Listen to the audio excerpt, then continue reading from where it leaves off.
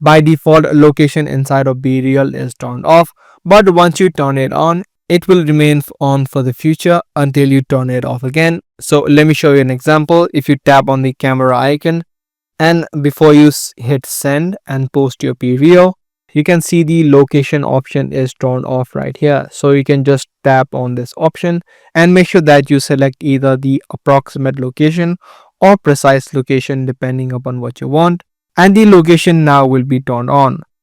If that is not turned on, you may also need to open up the settings on your phone and then first of all turn it on your phone.